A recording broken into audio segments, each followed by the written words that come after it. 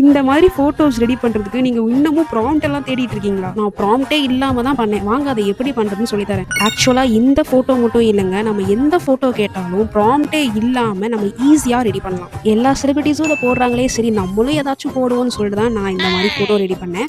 என்னோட ரீல் கொஞ்சமா தான் ரீச் ஆச்சு. இருந்தாலும் நம்ம பசங்க ப்ராம்ப்ட் என்கிட்ட கேட்டாங்க. நான் ஆல்ரெடி நேற்று ஸ்டோரியில போட்டு அவங்களுக்கு எக்ஸ்பிளைனும் பண்ணிட்டேன். பட் இருந்தாலும் எல்லாத்துக்கும் தேணுன்றதுக்காக தனியா ஒரு ரீலே அப்லோட் பண்ணலாம்னு முடிவு பண்ணிட்டேன். சரி வாங்க நான் அதை எப்படி பண்ணேன்றதை உங்களுக்கு சொல்லித்தரேன். ப்ராம்ப்டே வேண்டாம். ஆக்சுவலா சாட் ஜிபிடி கிட்ட என்னோட சைல்ட்ஹுட் போட்டோவும் பிரசன்ட் போட்டோவும் அனுப்பிட்டு ஒரு செலிபிரிட்டி போட்டோ, அதாவது ஏற்கனவே இந்த மாதிரி ஒரு போட்டோ கிரியேட் பண்ணிருப்பாங்க பாத்தியா, அவங்களோட ஒரு போட்டோவையும் சென்ட் பண்ணிட்டு சாட் ஜிபிடி கிட்ட டைப் பண்ணி மெசேஜ் அனுப்பாம தமிழ்ல வாய்ஸ் மெசேஜ்ல அனுப்புனேன். நான் இந்த மாதிரி எனக்கு தேர்ட் பிக் மாதிரி ஃபர்ஸ்ட் 2 போட்டோவையும் வச்சு ரெடி பண்ணி கொடுன்னு சொல்லி அனுப்பியிருந்தேன். தலைவன் எனக்கு வந்து இது மாதிரி போட்டோவை ரெடி பண்ணி கொடுத்தான். பட் எனக்கு வந்து எக்ஸாக்டா அந்த மாதிரி வேணும்ன்றதுக்காக எனக்கு தேர்ட் போட்டோ மாதிரியே அப்படியே ரெடி பண்ணி கொடு, சேஞ்சஸ்லாம் எதுவும் பண்ண வேண்டாம் அப்படின்னு மறுபடியும் வாய்ஸ் மெசேஜ்ல சொன்னதுக்கப்புறம் எனக்கு சூப்பரா இந்த மாதிரி ஒரு போட்டோவை கிரியேட் பண்ணி கொடுத்துட்டேன். ஆக்சுவலா இது வந்து இந்த போட்டோவுக்கு மட்டும் கிடையாது, எல்லா போட்டோக்குமே நீங்க இப்படியே ட்ரை பண்ணலாம். அதாவது ப்ராம்ப்ட் இல்லாம வாய்ஸ் மெசேஜ்ல நீங்க என்ன வேணுமோ கேட்கலாம், ஆனா தெளிவா கேட்கணும். ஏன்னா சாட் ஜிபிடி சிட்டி ரோபோட் மாதிரி டிவி போடுனா போட்டுருவான், ஆன் பண்ணுன்னு தெளிவா சொல்லணும். ஏன்னா சாட் ஜிபிடி ஒரு குழந்தை. அம்மா அவ போடுனா போட்டுருவாமா, டிவி ஆன் பண்ணுன்னு அவங்க கிட்ட தெளிவா சொல்லணும்.